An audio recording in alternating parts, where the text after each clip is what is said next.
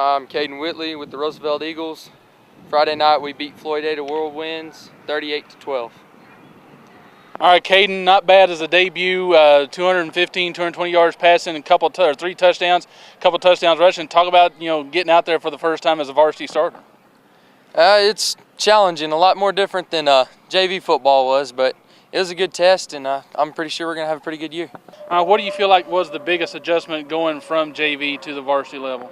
Well, the competition level is a lot different. There's a lot more, stronger competition within the district, and we have one of the toughest districts.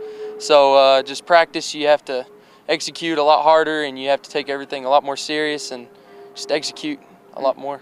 Did you feel nerves out there? Because talking with Coach, you mentioned kind of like an overthrow on your first pass that could have been a touchdown, but after that he said you're like, Coach, I'll settle down, everything will be all right. Yes, sir. It's just you just get the nerves going, and it's the first home game under the lights, and it's just a lot different than a JV game would be. A lot more fans, a lot more publicity, and it's just a lot different. So, Caden, talk about being a year in the offense, having played JV last year. How much did that kind of help you in knowledge of the offense, and maybe advance your knowledge of the offense, being getting out there for the varsity for the first time?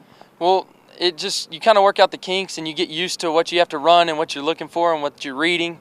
And this offense requires a lot of reading and lots of observations on the offense, and it just helps you get prepared in it and knowing what you're going to do during the game. Most quarterbacks will wear a number in the single digits or the teens. You're wearing 22. Talk about why 22. Well, it's been my favorite number for a long time, and I talked to Coach Pointer about it, and he agreed to let me be number 22, and he didn't really have a problem with it, so just kind of.